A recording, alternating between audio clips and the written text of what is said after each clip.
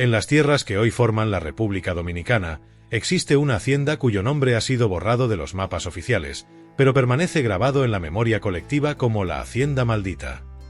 Aquí, en el amanecer de la colonización americana, 60 esclavos africanos fueron masacrados en una sola noche del año 1521, en lo que se convertiría en la primera gran represión contra una rebelión de esclavos en el Nuevo Mundo. 5 siglos después, los habitantes locales aún reportan avistamientos de figuras que caminan por los campos en las madrugadas, escuchan lamentos que emergen desde la tierra y sienten una presencia inquietante que jamás abandonó estos terrenos manchados de sangre inocente. Esta es la historia documentada de cómo la brutalidad colonial creó no solo una tragedia humana, sino también una leyenda que perdura hasta nuestros días como testimonio eterno de la injusticia. Suscríbete para descubrir la verdad histórica detrás de una de las leyendas más escalofriantes de América, donde la historia real supera cualquier ficción. En el año 1521, la isla de la Española se había convertido en el epicentro del sistema colonial español en América. Santo Domingo, establecida como la primera ciudad europea del Nuevo Mundo, servía como puerto de entrada para todo lo que el Imperio español consideraba necesario para sus conquistas: oro, armas, soldados y seres humanos africanos destinados a ser esclavizados. La hacienda San Cristóbal, ubicada en los campos que se extendían entre los ríos Aina y Nigua, era propiedad de don Baltasar de Castro y Mendoza, un encomendero andaluz que había llegado a la isla en 1503 siguiendo los pasos de Cristóbal Colón. Durante casi 2 décadas, don Baltasar había construido un imperio agrícola basado en el cultivo de caña de azúcar, convirtiéndose en uno de los hombres más ricos y poderosos de la colonia. La hacienda se extendía por más de 3,000 hectáreas de tierras fértiles, irrigadas por los ríos cercanos y dotadas de un clima tropical perfecto para el cultivo intensivo.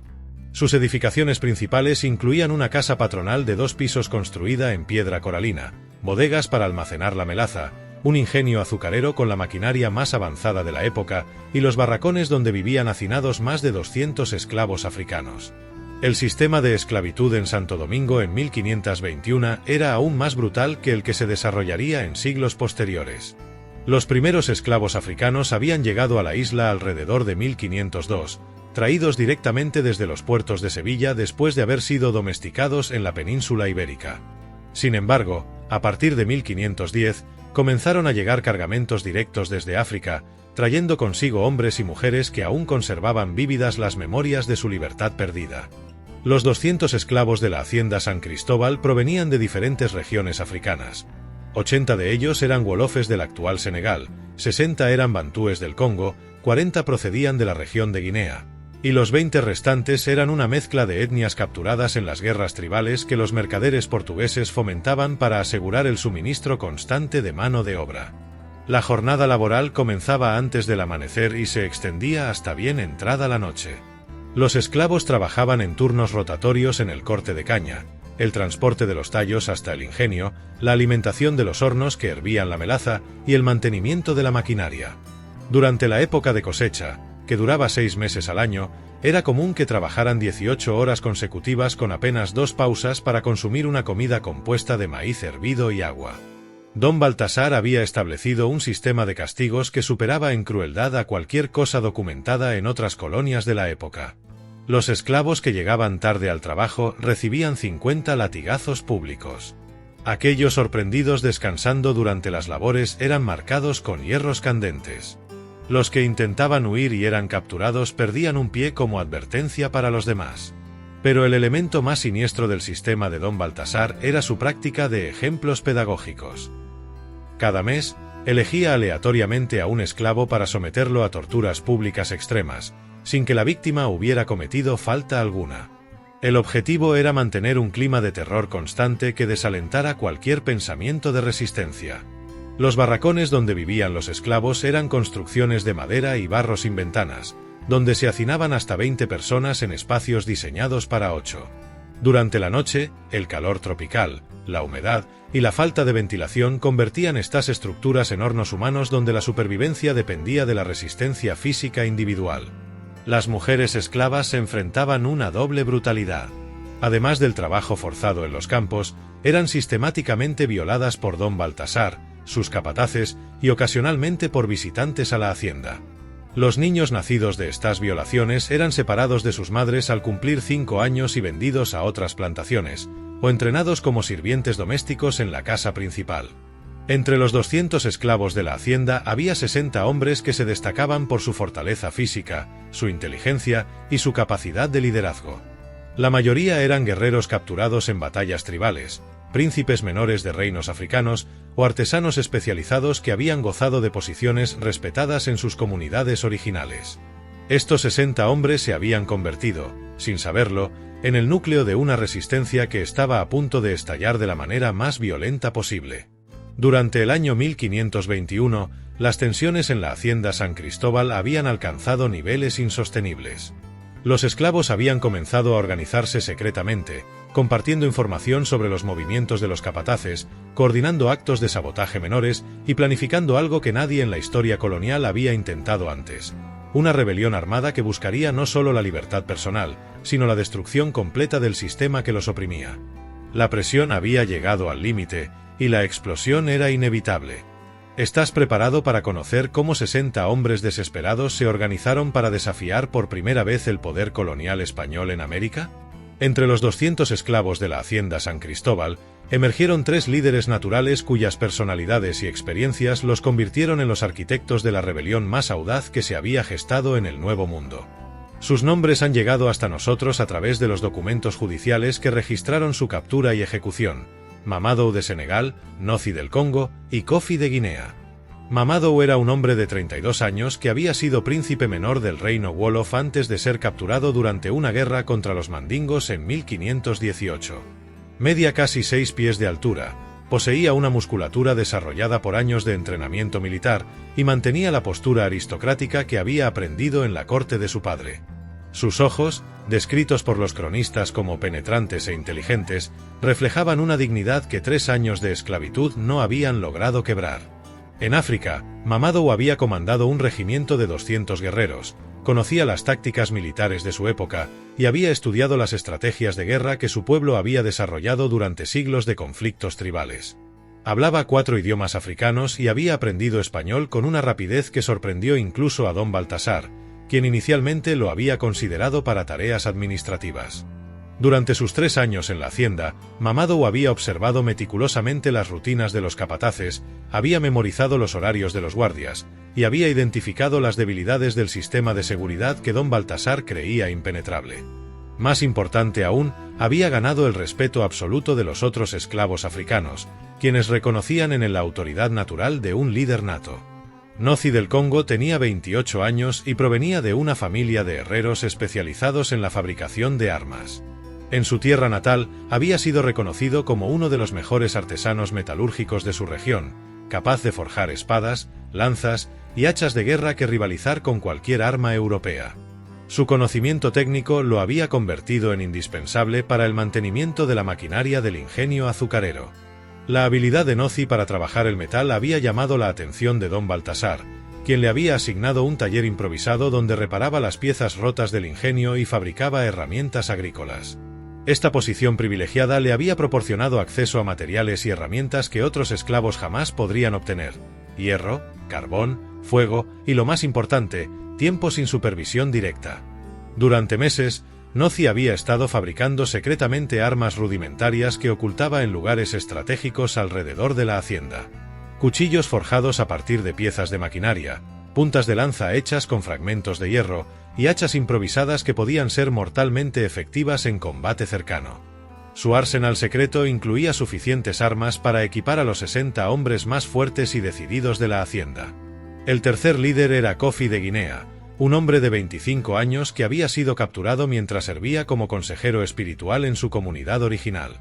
En África había sido iniciado en los secretos de la comunicación a distancia mediante tambores, conocía las propiedades de plantas medicinales y venenosas, y poseía habilidades de curandero que lo habían convertido en una figura respetada entre todos los esclavos de la hacienda.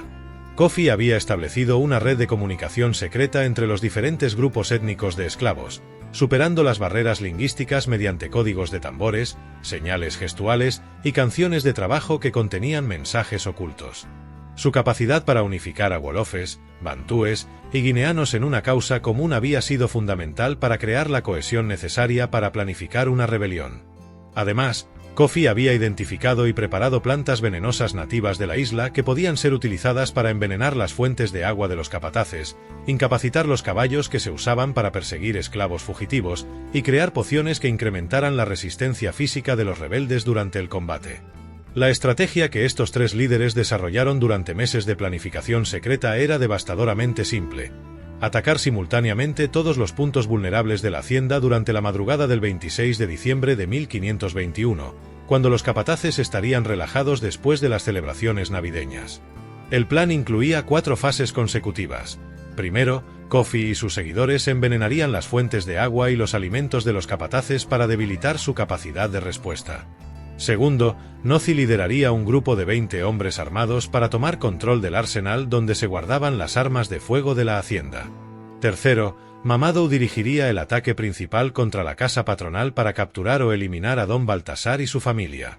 Finalmente, todos los rebeldes convergerían para liberar a los esclavos de otras haciendas cercanas y expandir la rebelión por toda la isla. Los 60 hombres que habían sido seleccionados para participar directamente en la fase violenta de la rebelión representaban la élite física e intelectual de la población esclava. Cada uno había demostrado valor personal, lealtad al grupo y la determinación necesaria para enfrentar la muerte antes que continuar viviendo en esclavitud. Durante las semanas finales de preparación, estos hombres habían desarrollado una cohesión y una disciplina que rivalizaba con la de cualquier unidad militar profesional. Se habían organizado en grupos de 10 hombres, cada uno bajo el liderazgo de un veterano de guerra africano, y habían practicado secretamente maniobras de combate durante las pocas horas nocturnas cuando no estaban bajo supervisión. El 25 de diciembre de 1521, mientras Don Baltasar y su familia celebraban la Navidad con una gran fiesta que incluía invitados de otras haciendas cercanas, los 60 rebeldes realizaron su último consejo de guerra. Sabían que muchos de ellos morirían en el intento, pero también sabían que su sacrificio podría inspirar levantamientos similares por toda América. Era una apuesta con sus propias vidas por la libertad de las generaciones futuras. Los líderes estaban preparados, las armas escondidas y el plan perfeccionado. La madrugada del 26 de diciembre traería la primera rebelión armada de esclavos africanos en América. ¿Pero tendrían éxito contra el poder militar español? La madrugada del 26 de diciembre de 1521 amaneció con una neblina espesa que cubría los campos de caña de la hacienda San Cristóbal, como si la propia naturaleza quisiera ocultar los eventos que estaban a punto de cambiar para siempre la historia de la resistencia esclava en América. A las 3:30 de la madrugada, cuando las celebraciones navideñas habían terminado y tanto los amos como los capataces dormían profundamente después de haber consumido grandes cantidades de vino español, Kofi de Guinea inició la primera fase del plan. Junto con 5 colaboradores, se dirigió hacia los pozos de agua y las reservas de alimentos donde los capataces tomarían su desayuno habitual. Las plantas venenosas que había preparado durante meses fueron disueltas cuidadosamente en el agua potable y mezcladas con la harina de maíz que se usaría para preparar el pan matutino. No era un veneno letal, sino una sustancia que provocaría vómitos intensos, diarrea severa y debilidad muscular que incapacitaría a los capataces durante las horas cruciales del levantamiento. Mientras Kofi ejecutaba su sabotaje silencioso, Nozi del Congo lideró al segundo grupo hacia el arsenal de la hacienda. Los 5 capataces que normalmente guardaban las armas habían sido relevados de sus puestos durante las festividades navideñas, dejando solo a un guardia anciano que se había quedado dormido después de beber demasiado aguardiente. El arsenal contenía 20 mosquetes, pólvora para una semana de combate, 15 espadas españolas, 30 dagas y suficientes municiones para equipar a un pequeño ejército. Nozi y sus hombres tomaron control del edificio en menos de 10 minutos, eliminando silenciosamente al guardia y distribuyendo las armas entre los rebeldes más experimentados en combate. A las 4 de la madrugada, cuando las 2 primeras fases habían sido completadas exitosamente, Mamadou de Senegal inició el ataque principal contra la casa patronal. Don Baltasar, su esposa Doña Constanza, sus 3 hijos adolescentes y 6 criados domésticos dormían en el segundo piso del edificio, completamente inconscientes del peligro que se acercaba. Los rebeldes habían estudiado la arquitectura de la casa durante meses. Sabían exactamente cuáles eran las habitaciones de cada miembro de la familia, Conocían la ubicación de las escaleras y habían identificado todas las posibles rutas de escape. Mamadou había dividido a sus 40 hombres en 4 grupos, uno para controlar la planta baja, otro para bloquear las salidas, un tercero para subir al segundo piso y el cuarto para servir como reserva en caso de resistencia inesperada. El ataque comenzó con el silencioso asesinato de 2 guardias que dormían en la entrada principal. Los rebeldes habían aprendido técnicas de combate silencioso que habían usado en África durante incursiones nocturnas contra tribus enemigas. En menos de 5 minutos, habían tomado control completo de la planta baja sin disparar un solo tiro. Cuando los rebeldes irrumpieron en las habitaciones del segundo piso, encontraron a la familia Mendoza completamente desprevenida. Don Baltasar intentó alcanzar una pistola que guardaba junto a su cama, pero Mamadou lo neutralizó antes de que pudiera tocarla. Los gritos de doña Constanza despertaron a toda la casa, pero ya era demasiado tarde para organizar cualquier defensa efectiva. Lo que siguió durante los siguientes 30 minutos fue el ajuste de cuentas más brutal documentado en la historia colonial temprana de América. Los rebeldes no se limitaron a matar a sus opresores, les aplicaron exactamente los mismos tormentos que habían sufrido durante años de esclavitud. Don Baltasar fue marcado con los mismos hierros candentes que él había usado para marcar esclavos. Recibió 200 latigazos, el mismo número que había ordenado aplicar a Mamadou cuando intentó proteger a una mujer esclava de una violación. Sus manos fueron cortadas, como él había hecho con esclavos que habían intentado huir. Finalmente, fue colgado del mismo árbol donde habían sido ejecutados docenas de esclavos rebeldes. Doña Constanza y los 3 hijos adolescentes fueron ejecutados de manera más rápida, pero no menos simbólica. Los rebeldes querían demostrar que no eran asesinos sanguinarios, sino hombres que cobraban una deuda de justicia acumulada durante años de brutalidad sistemática. A las 5:30 de la madrugada, cuando el sol comenzaba a iluminar los campos de caña, la primera fase de la rebelión había sido completada exitosamente. Los rebeldes habían tomado control completo de la hacienda San Cristóbal, habían eliminado a todos sus opresores directos y tenían en su poder suficientes armas para defenderse contra cualquier contraataque inmediato. Pero Mamadou y sus líderes sabían que su victoria era solo el comienzo de una batalla mucho más grande. Las autoridades coloniales de Santo Domingo no tardarían en enterarse del levantamiento y enviarían tropas para aplastar la rebelión con la máxima brutalidad posible. Los rebeldes tenían pocas horas para expandir su movimiento a otras haciendas cercanas, o enfrentarían el contraataque español en completo aislamiento. Durante las siguientes 2 horas, grupos de rebeldes se dirigieron hacia las haciendas vecinas, esperando encontrar otros esclavos dispuestos a unirse a su causa. Su objetivo era crear una rebelión generalizada que obligara a las autoridades españolas a negociar condiciones de libertad, o al menos establecer un territorio libre donde los africanos pudieran vivir como hombres libres. Pero lo que no sabían era que don Jerónimo de Aguilar, propietario de la hacienda más cercana, ya había sido alertado por el humo que se elevaba desde San Cristóbal y había enviado un jinete hacia Santo Domingo para informar a las autoridades coloniales. La respuesta española sería rápida, brutal y definitiva. Los rebeldes habían ganado la primera batalla, pero la guerra apenas comenzaba. ¿Podrían 60 hombres armados con armas capturadas resistir el poder militar de todo el imperio español? La respuesta llegaría más pronto de lo que imaginaban.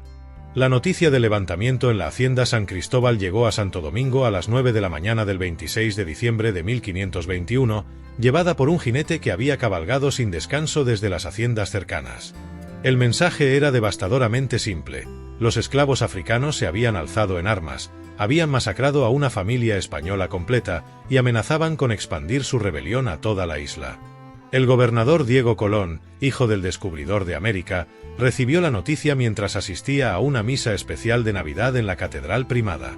Su reacción fue inmediata y brutal. «Esto debe ser aplastado antes de que se extienda como la peste», declaró ante sus oficiales. Ningún esclavo africano puede vivir para contar que desafió exitosamente la autoridad española en América.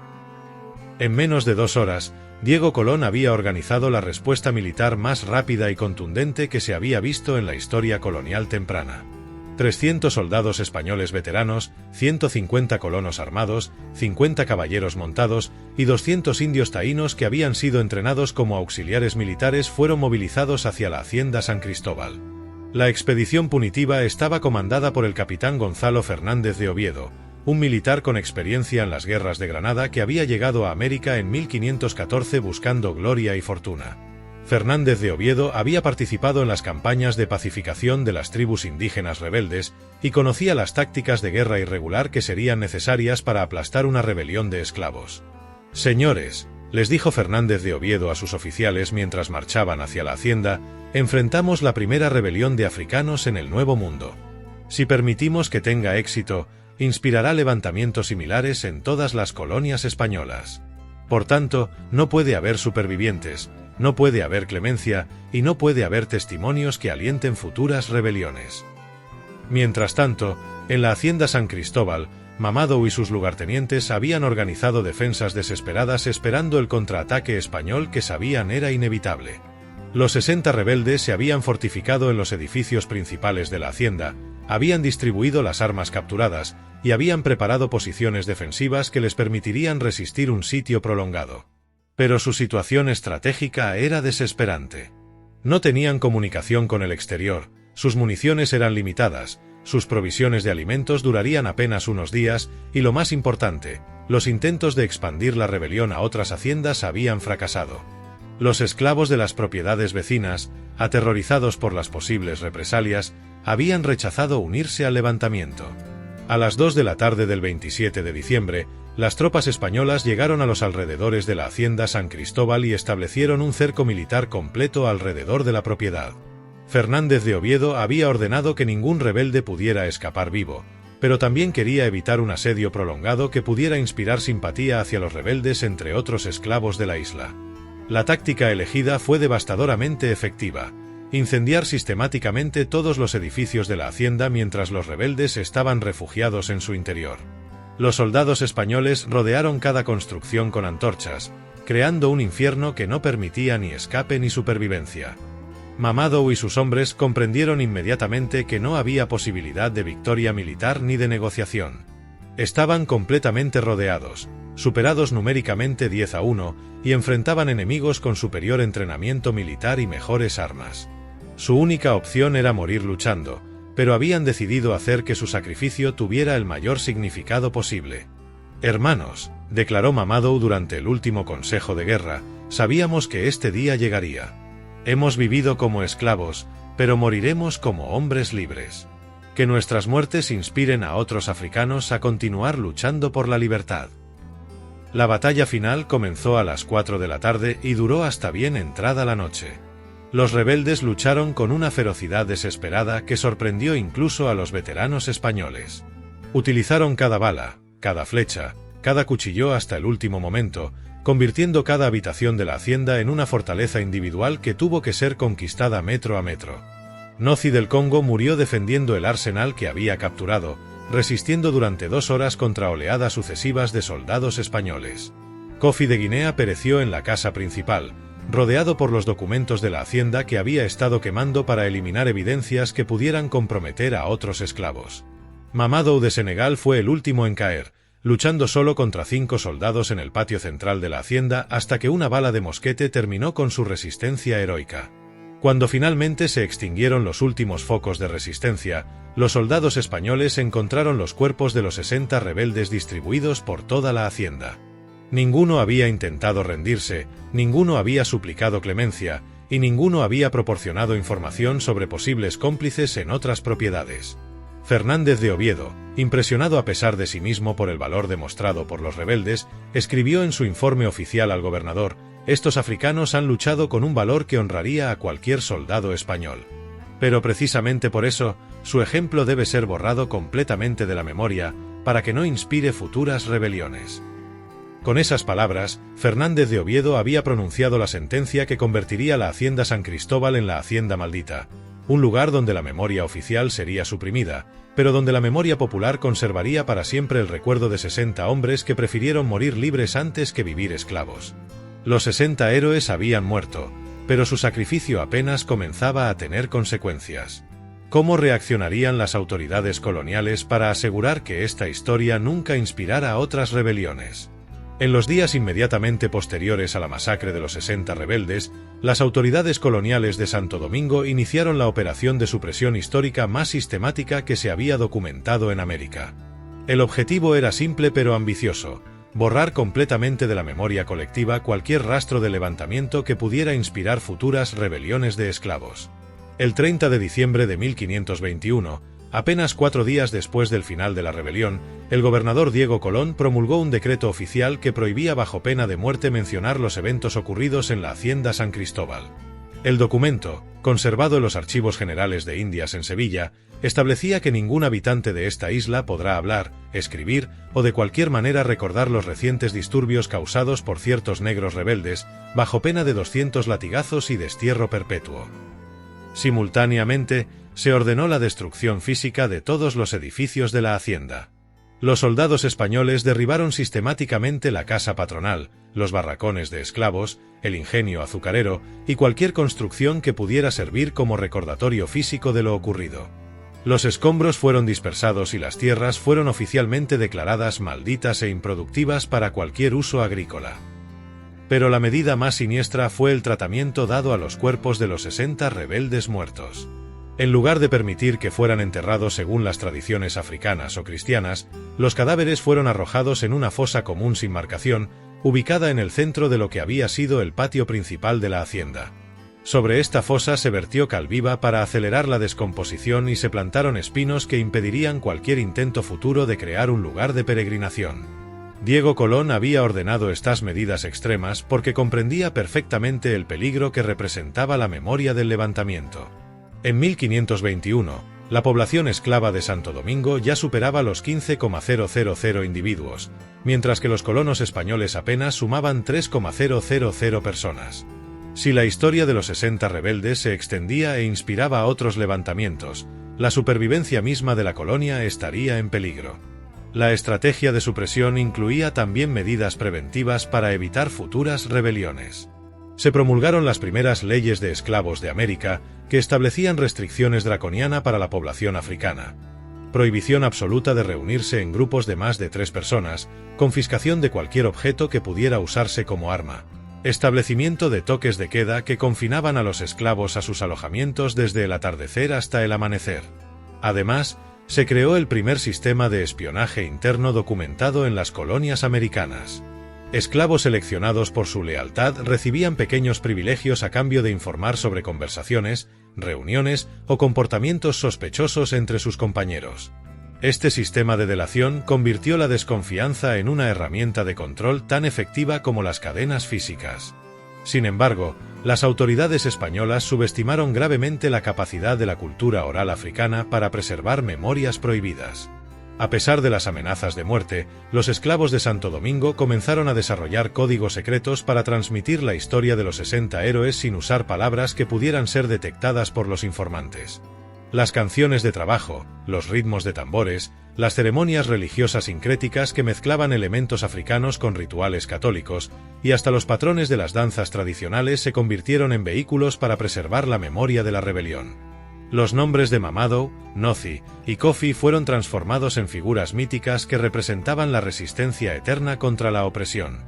María Macandal, una mujer esclava de 45 años que había servido como curandera en la hacienda San Cristóbal y había logrado escapar antes de la represión final, se convirtió en la guardiana principal de la memoria oral. Durante los siguientes 30 años de su vida, viajó secretamente entre las diferentes haciendas de la isla, transmitiendo la historia completa del levantamiento a nuevas generaciones de esclavos africanos. Los 60 hermanos no murieron, les decía María a los jóvenes esclavos durante reuniones nocturnas clandestinas. Sus espíritus permanecen en la tierra maldita, esperando el momento de regresar para completar la liberación que comenzaron. Cada vez que un esclavo se niega a obedecer, cada vez que alguien ayuda a un fugitivo, cada vez que mantenemos viva nuestra dignidad, los 60 hermanos caminan nuevamente entre nosotros. Estas palabras, repetidas en decenas de versiones diferentes a lo largo de los años, fueron el origen de las primeras leyendas sobre apariciones sobrenaturales en los terrenos de la antigua hacienda San Cristóbal. Los esclavos que trabajaban en haciendas cercanas comenzaron a reportar avistamientos de figuras humanas que caminaban por los campos durante las madrugadas, especialmente en las fechas cercanas al aniversario de la rebelión.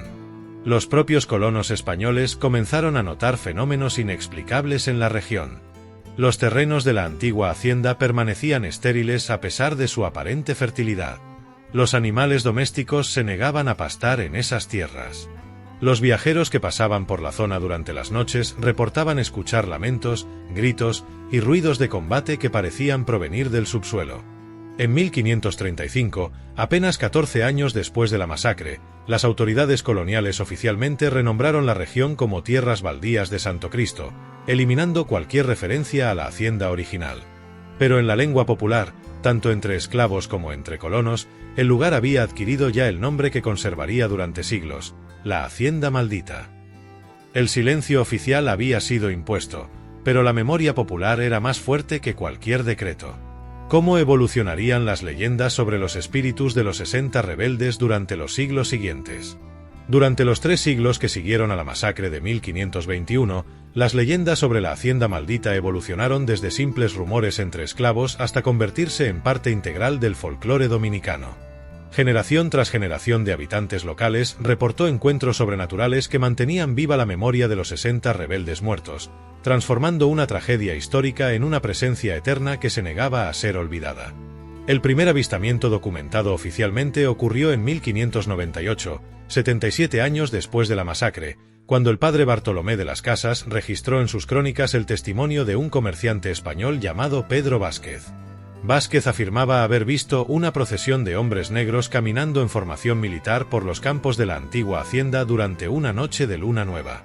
Eran 60 figuras exactamente, escribió Las Casas citando el testimonio de Vázquez, vestidas con ropas que parecían jirones de tela, marchando en silencio perfecto hacia el lugar donde una vez estuvo la casa principal. Cuando intenté acercarme para hablarles, desaparecieron como humo, pero pude sentir en el aire el olor a pólvora quemada y sangre fresca. Durante el siglo XVII, los avistamientos se multiplicaron y adquirieron características más específicas.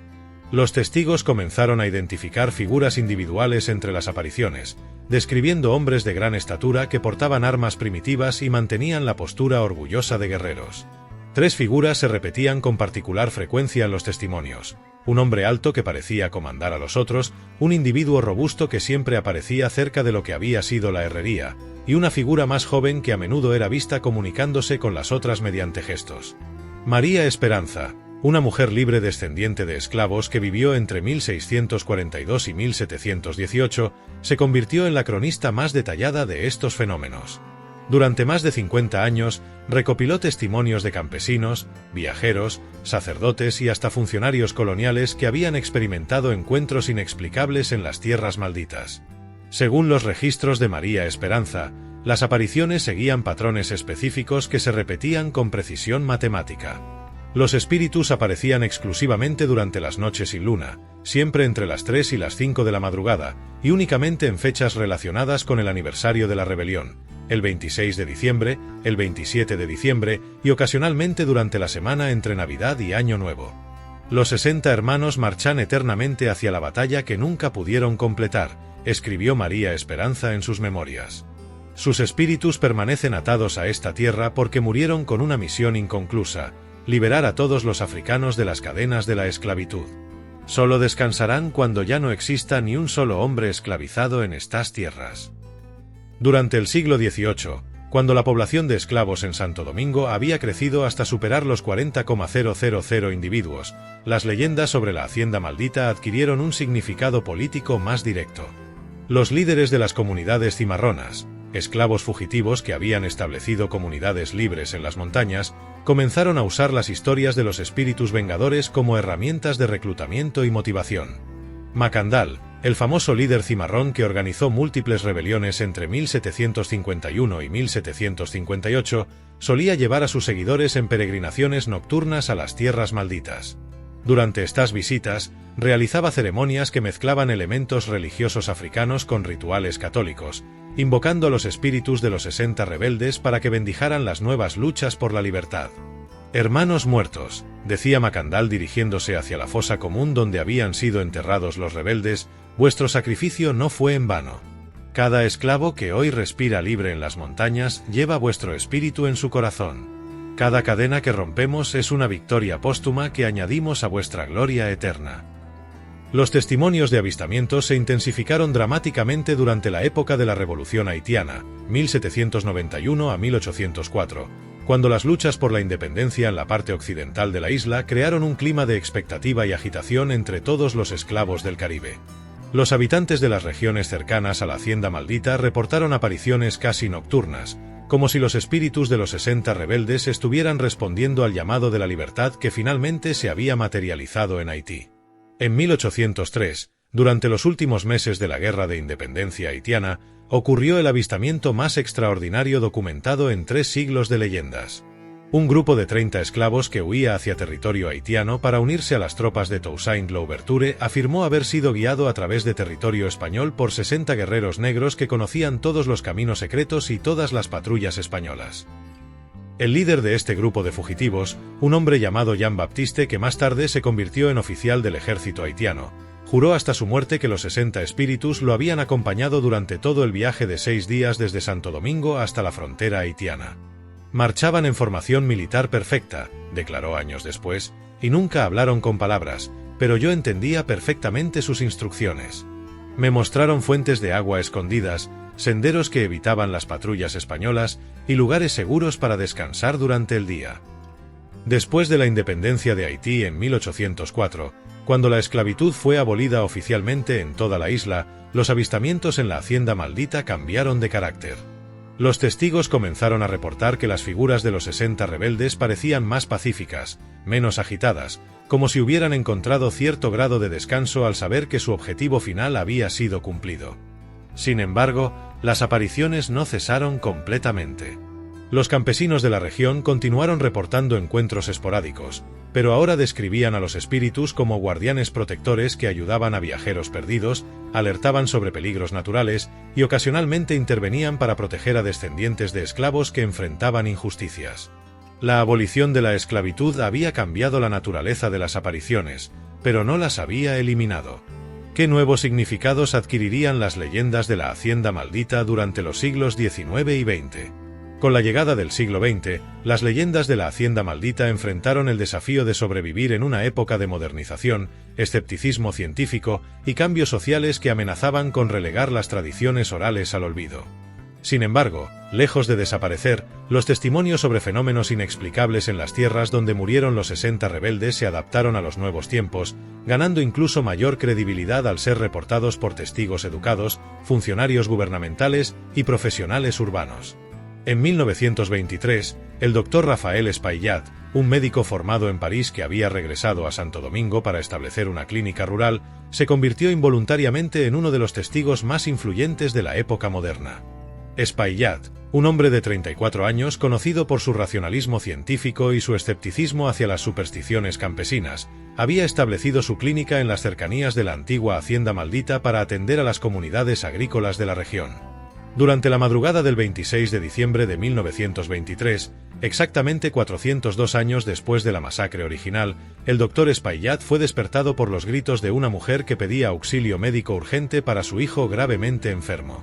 Al salir de su clínica para atender la emergencia, se encontró con una escena que describiría posteriormente como la experiencia más extraordinaria e inexplicable de mi vida científica. Vi claramente a 60 hombres de raza africana formados en filas militares perfectas, escribió Espaillat en un artículo publicado en el Listín Diario en 1924.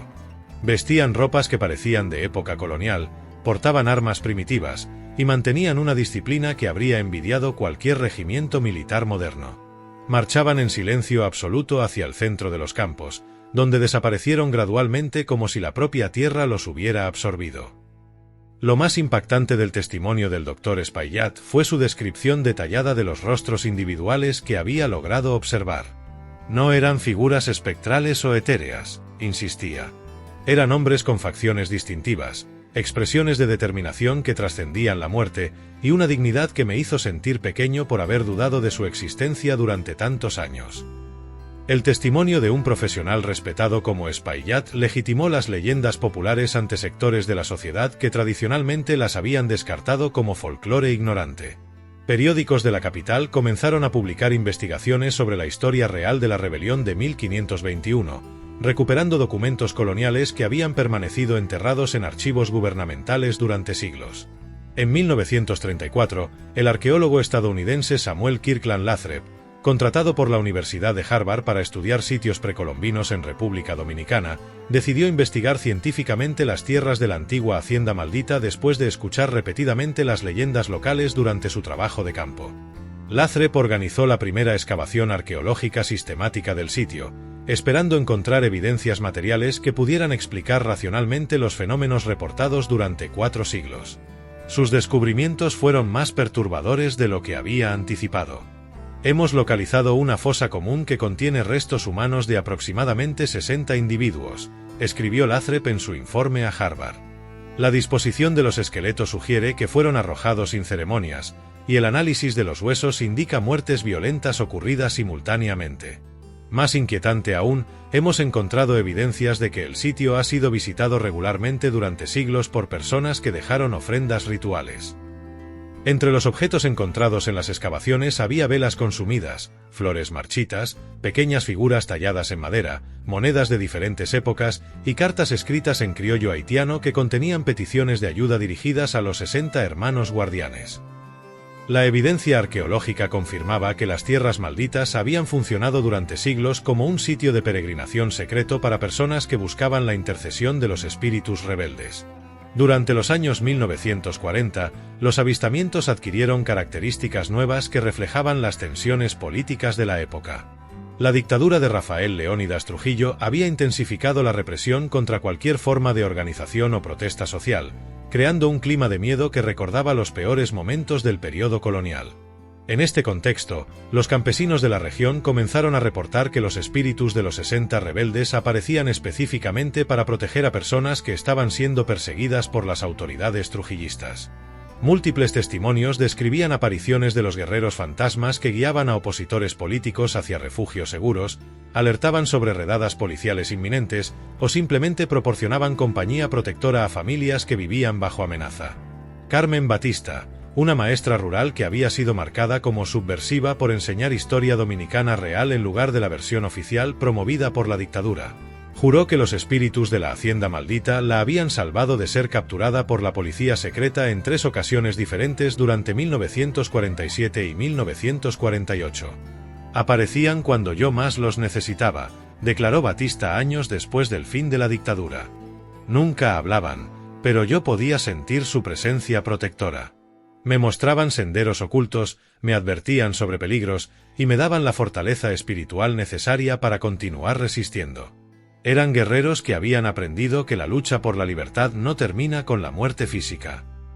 En 1961, después del asesinato de Trujillo, el nuevo gobierno democrático autorizó la primera investigación oficial sobre la historia de la rebelión de 1521. El estudio, dirigido por el historiador dominicano Roberto Casá, confirmó la exactitud básica de las leyendas populares y estableció que los eventos de la Hacienda San Cristóbal habían sido sistemáticamente suprimidos de la historia oficial durante más de 400 años. La conspiración de silencio impuesta por las autoridades coloniales fue tan efectiva que casi lograron borrar completamente de la memoria nacional la primera gran rebelión de esclavos en América, escribió Casá en su informe final. Solo la persistencia de la tradición oral, mantenida viva durante siglos por las propias comunidades descendientes de esclavos, preserved this crucial chapter of our national history. La historia oficial había sido finalmente recuperada, pero las apariciones continuaban ocurriendo en el siglo XXI. ¿Qué nuevos significados estaban adquiriendo los espíritus de los 60 rebeldes en la era contemporánea? En las primeras décadas del siglo XXI, la Hacienda Maldita ha experimentado una transformación extraordinaria. De ser un secreto vergonzoso que las autoridades trataban de ocultar, se ha convertido en un símbolo nacional de resistencia y dignidad humana. Sin embargo, los fenómenos inexplicables que han caracterizado el sitio durante 5 siglos continúan manifestándose, adaptándose a los nuevos tiempos mientras mantienen su mensaje fundamental de justicia eterna. El 26 de diciembre de 2021, exactamente 500 años después de la masacre original, el gobierno dominicano inauguró oficialmente el Memorial de los 60 Héroes en las tierras donde ocurrió la rebelión. La ceremonia, presidida por el presidente Luis Abinader, reconoció por primera vez en la historia que los rebeldes de 1521 habían sido pioneros de la lucha por los derechos humanos en América. Hoy honramos la memoria de 60 hombres cuyo sacrificio inauguró la larga lucha por la dignidad humana en nuestro continente, declaró el presidente durante la ceremonia. Su rebelión contra la injusticia fue el primer grito de libertad que resonó en tierras americanas, y su legado inspira aún hoy nuestros esfuerzos por construir una sociedad más justa. Pero incluso durante esta ceremonia oficial de reconocimiento, ocurrió un evento que recordó a todos los asistentes que la historia de la Hacienda Maldita trasciende las dimensiones puramente históricas.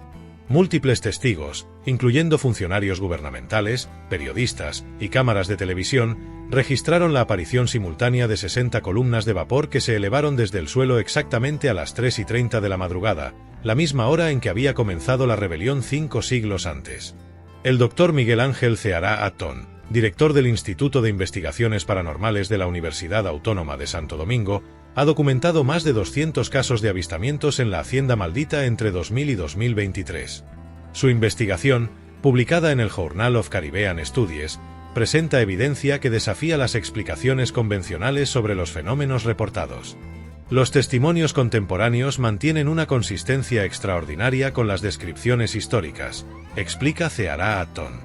Los testigos siguen reportando exactamente 60 figuras, siempre en formación militar, siempre durante las mismas fechas y siempre con el mismo comportamiento. Esta constancia a lo largo de 5 siglos sugiere que estamos ante un fenómeno que trasciende las categorías normales de la experiencia humana. Los avistamientos del siglo XXI han adquirido características que reflejan las preocupaciones contemporáneas sobre justicia social y derechos humanos. Los testigos modernos describen a los espíritus como guardianes de la memoria histórica que aparecen especialmente cuando ocurren eventos que amenazan los derechos de comunidades marginadas o cuando se intenta distorsionar la historia oficial. En 2020, durante las protestas internacionales del movimiento Black Lives Matter, varios activistas dominicanos reportaron haber visto a los 60 guerreros marchando pacíficamente junto a las manifestaciones que pedían justicia racial. Era como si hubieran venido para bendecirnos y recordarnos que la lucha por la dignidad humana es eterna, declaró Rosa Mejía, presidenta de la Asociación de Mujeres Afrodominicanas. La historia de la Hacienda Maldita nos confronta con verdades que trascienden el tiempo y el espacio. Durante 5 siglos, 60 hombres que prefirieron morir libres antes que vivir esclavos han mantenido su presencia en este mundo, recordándonos que algunas luchas son tan fundamentales para la condición humana que ni siquiera la muerte puede interrumpirlas. Mamadou de Senegal, Noci del Congo, Kofi de Guinea y sus 57 compañeros no solo protagonizaron la primera rebelión de esclavos africanos en América. Establecieron un precedente que resuena hasta nuestros días. Cuando la dignidad humana es amenazada, el deber de resistir se convierte en un imperativo moral que trasciende la vida individual. Las apariciones reportadas durante 5 siglos en la Hacienda Maldita pueden ser interpretadas desde múltiples perspectivas. Fenómenos paranormales, proyecciones psicológicas colectivas o manifestaciones de una memoria histórica tan poderosa que ha adquirido vida propia. Pero independientemente de la explicación que elijamos, el mensaje permanece inmutable. La injusticia nunca es olvidada completamente, y quienes luchan por la libertad alcanzan una forma de inmortalidad que ningún poder terrenal puede destruir. En 2024, cuando visitamos las tierras donde hace 5 siglos murieron 60 héroes anónimos, podemos sentir aún su presencia vigilante. Nos recuerdan que cada generación debe elegir entre la comodidad del silencio cómplice y el sacrificio de la resistencia digna.